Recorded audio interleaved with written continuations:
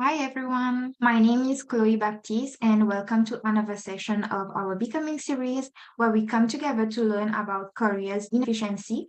We are very grateful to the two sponsors who made this series possible, Natural Resources Canada and Electricity Human Resources Canada. Both sponsors are key in growing the Canadian energy efficiency workforce, and we could not do this without them. The Becoming series is where we meet leaders in the sector and hear their story of how they got started, what skills are important for their role, and advice they have for people looking to follow in their footsteps. I also want to start this event with a land acknowledgement. I live and work in Montreal, Quebec. Montreal is located on unceded Indigenous lands. The Kanien'kehá:ka Nation is recognized as the custodians of the lands and waters of Jeh-book-dook, otherwise called Montreal. I invite you to learn about the land you are on and deepen your understanding of the history of the nations whose land you live on. So today I'm very happy to welcome Claire. Claire is an energy efficiency officer at the Ecology Action Centre based in Halifax. She holds a bachelor's degree in environment and business from the University of Waterloo and works to promote energy efficiency literacy and connect people with resources to make efficiency more accessible. So Claire, with that being said, what was your career journey like until this point? How did you start and how did you get here? Yeah, so I guess I'll start with my education. I'm from Halifax, but I went to the University of Waterloo and got a degree in environment and business. I chose that because I've always been super interested in business and the idea of being able to build a business case and make a convincing argument, but I wasn't really interested in working on a cause that I didn't really care about. So that's where the environment piece came in. So with my program, I was lucky enough that we had 5 co-op terms that were 4 months each. So I got a lot of work experience that was relevant to the field I wanted to go into in a pretty short period of time. I got an internship at a Chamber of Commerce. I worked for ECCC in meteorological services. I worked for the Faculty of Environment at my school. I worked for NSBI, which is now called Invest Nova Scotia, as a trade research assistant. And then for my last co-op term, it was optional. So I actually opted to go into an internship program that's run by the Clean Foundation in Nova Scotia. And I think it's just called the Clean Internship Program. And I think they just extended their deadline for applications. So if you haven't, go apply. And I got an internship with Efficiency Canada. And I was working on their engagement team. And the main thing I worked on really was on their Codes for Climate campaign. And I got to work with Kevin Lockhart and Kirsten Pullis, who's not with Efficiency right now. But I learned a lot in that time, and it definitely played a really big role in where I went from there. So I had a great summer working for Efficiency Canada. And then in my last semester of school, I saw a job posting with the Ecology Action Centre for a position that actually isn't the position I have now. It was a position working on the renewable side of energy. And I had heard great things about the Ecology Action Centre and knew a couple of people who had worked there before.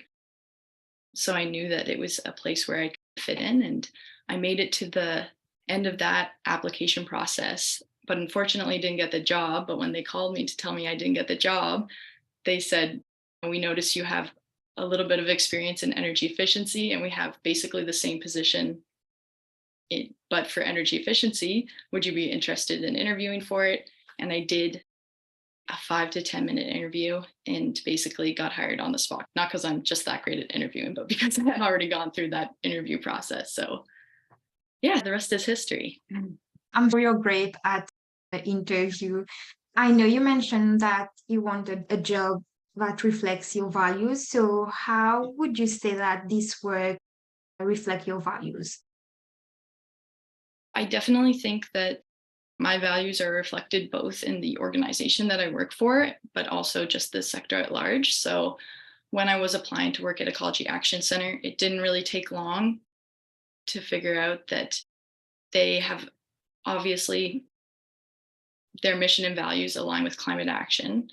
But something that even more than that is that it's equitable and it's intersectional, and it's all about creating sustainable solutions that account for everybody involved and not just a certain portion of the population. And that's definitely something that also is very relevant in my work in energy efficiency, because those are the people that we do most of our advocating for, are low income Nova Scotians or communities that are historically underserved or underrepresented. So it's great to be able to work on a cause that takes such a robust approach and accounts for everybody and not just a select few. Thank you. And how would you describe a typical day as an energy efficiency officer? Every day is pretty different, but I think that there are three main components to my job. The first kind of component that I work on in the run of a day is the communications piece, whether that's doing outreach. Sometimes the provincial government will make an announcement and we have to put out an opinion on it and analyze that. I write a newsletter. So a lot of comms work and a lot of talking to people and trying to get people's attention and get them to events and things like that. Then there's the actual engagement piece where I get to corner people and chat with them and get their opinions. We run a lot of events with a lot of different stakeholders, whether they're newcomers to Canada or working in Mi'kmaq communities has been something we've been working on recently, and promoting different campaigns to advocate for low-income households. So doing that engagement is a huge part of the role. And the last part is the most fun part for me, which is the troubleshooting or problem-solving aspect of my job, because when our organization is a not-for-profit and you rarely do anything alone, you're always building a network and working with your partners to reach a common goal. And when there are so many moving pieces, there are inevitably some hiccups that come along the way. And so you have to be a little bit creative and do a little bit of problem solving and figuring out, like, how do we reach this audience? How do we, for this tier of the building code, what is the best way to get these people to come out to our event? How do we push for a certain cause? I feel like that was very vague, but there's a lot of stuff on the go at EAC. So I feel like those are the three main areas that I work in. And you mentioned about the fun part, but are there any challenges you can think of in your role? Challenges. Sometimes the work takes a really long time to get to a certain goal. So even with, if you're planning an event and you need a certain amount of people to show up, you have to be really patient and you have to be willing to work with people. It's very interactive. Obviously, we want to be able to leverage our connections, but you also have to take the time to make sure that you're helping out your partners, and it creates a much healthier network and a much healthier ecosystem. But that being said, sometimes it takes a little longer to put together your deliverable, I guess, or so whether that's an event or a document you're working on or something like that. So definitely have to be patient. Thank you. And I know when we are facing some challenges, it's always good to have a mentor who really helped or impacted you on your career journey. I think that I would say basically every single one of my bosses that I've ever had. Because I was in a co-op program and I was a student employee, my managers and supervisors super supportive in my career development. So I have had my resume edited more times than I can count. I have so many different versions on this computer that I'm zooming on right now. And I've gotten to do a ton of networking events that my supervisors have put me in touch with, or either that or they put me in touch with a specific individual who has similar interests to me. So definitely, um, I was lucky that I was able to leverage those connections, which is something I feel like everybody can do because that's a very direct connection. And if you have a job, ask your boss if they can connect you with people you're interested in talking to or things like that. So they've been really supportive. And just like being able to stay connected with my peers that I went to school with is also helpful. And now my colleagues, because working in energy efficiency, working in the environmental sector, working for not for profits, you definitely need that support. And that support is definitely there. It's a very strong community. There's lots of support to help me do career development and access different resources. I love that. And I know you mentioned about networking, but are there any skills? What kind of skill does someone need in order to succeed in your role? That's a really good question. So I'm thinking right now actually about an intern that me and my coordinator currently have, and she's so great. And this is actually her first internship in Canada. She doesn't have as much experience as other students, but she comes in with such a positive attitude and she's so kind and she's so eager to help. And I think that one thing that especially students underestimate is the value of that, especially like you hear about burnout all the time. So for students like or new grads, like coming into a role with a lot of enthusiasm and having confidence in yourself, those I think are the main skills that will help you succeed. And also just being up for engaging with people and having really respectful conversations about energy efficiency and climate action is a great way to get comfortable in your role and learn a lot. So I'd say confidence and a good attitude. Don't worry about being too eager or too keen because you can't be. Yes, good attitude always. So, what is one thing you would want someone outside of the energy efficient sector to know about your work? Probably that there are so many opportunities, whether you're working in trades, if you're into policy, community engagement, if you're an engineer, there's really something for everyone. The list really goes on forever because energy efficiency is something that's been in the works for a while compared to renewable side of energy or other sections of the energy sector. So there's a lot happening, and you can see it in the federal and provincial announcements that are coming out with different forms of funding, whether it's for households or buildings versus new builds, different pilot projects. There's so much work to be done because even though we're pretty familiar with energy efficiency, there's just so much room for improvement. Don't feel like there's not a place for you in energy efficiency. There definitely is. I like that. And I think we can segue into another question. Do you have any advice for someone who is just getting started in energy efficient? Yeah, I think that my advice, first of all, would be if you have the opportunity to get hands on work experience, so whether that's like an apprenticeship, an internship, you're in a co op program, do it.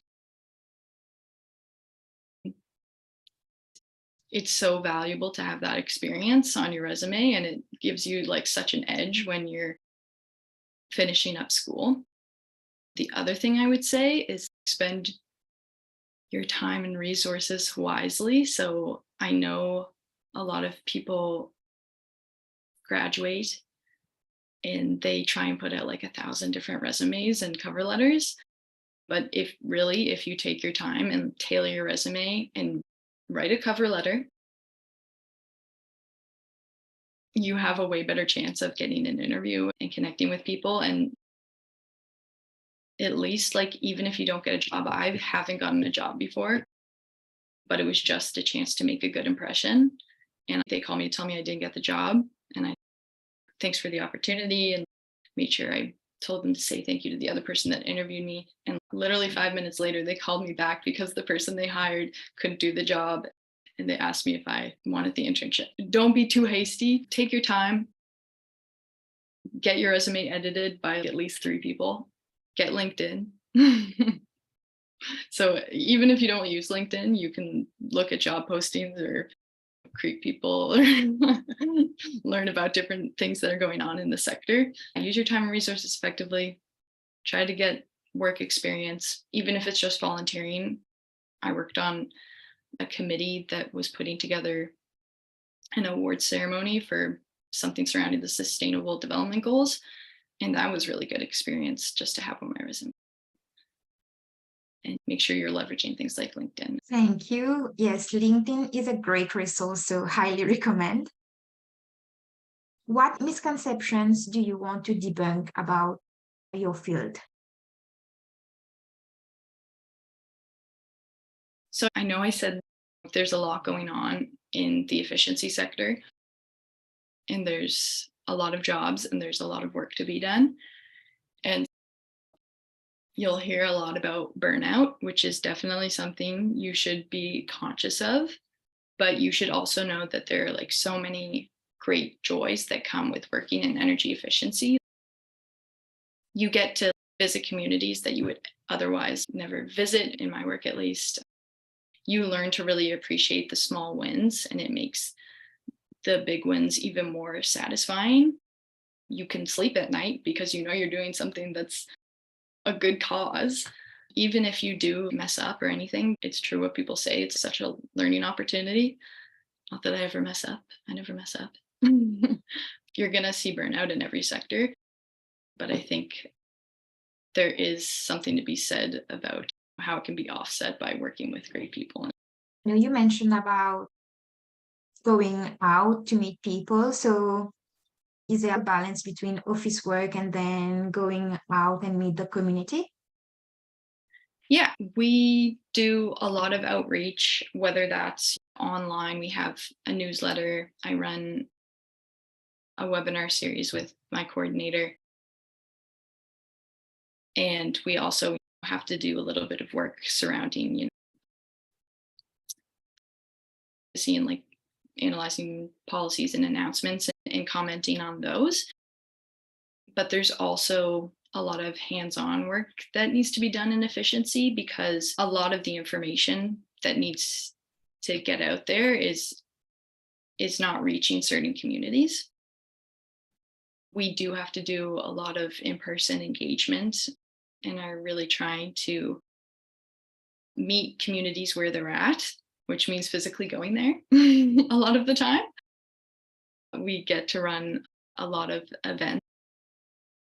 We ran one, I think, 2 weeks ago at NSCC for newcomers. We visited the community, Millbrook, and ran a workshop there, and are hoping to do a lot more of that in the spring and summer. We also go to a ton of conferences, things like that. So it's definitely a good balance between the office work and the kind of out and about work. So energy efficiency can be something new for people. Why do you think it's important for Canada? I think it's really important for Canada because energy efficiency is something that basically everybody should be able to get on board with in some capacity.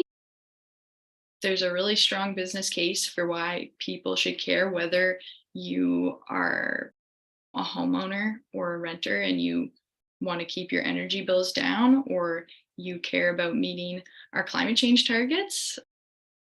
Energy consumption is a huge portion of that comes from whether they're existing or new builds. So there is no way that you can deny that if you want to reach our climate change targets, you have to consider energy efficiency.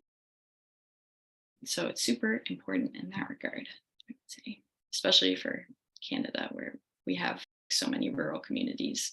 And in those communities, you have big old houses that need to be retrofitted. Exactly. And I see some questions coming in.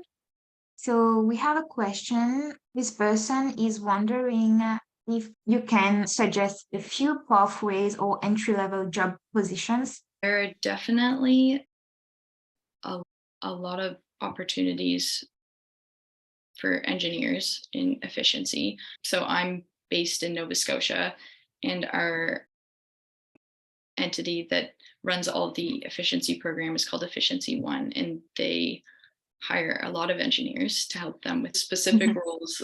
Check out the CIET website, which I'm trying to remember what that stands for. I don't know, Chloe, maybe you know better than me. And websites where you can get technical certifications. And there are a lot of reports like that you can just Google about the energy efficiency workforce, and it'll tell you exactly where the demand is and what kind of jobs that they're looking for. I think the Pembina Institute put out a really good report, and it gives you a breakdown of the specific skills that we are going to need to retrofit all the buildings that we need to retrofit in Canada. And there's definitely space for people with your skill set, for sure. I like that you mentioned about CIET, and at Efficiency Canada, we actually have an event calendar where we regularly post courses and trainings in the energy efficiency sector. So make sure to check our website. And we have another question. What are the government programs out there for efficiency and energy? Yeah, so a lot of the programs are run by NRCan, and depending where, like what province you're located in, there will be the specific entity that delivers a lot of those programs. For example, in Nova Scotia, we have Efficiency One and Efficiency Nova Scotia, and they run things like the home energy assessment program that people can apply to. So that is for homeowners if you're looking to retrofit your house or your household.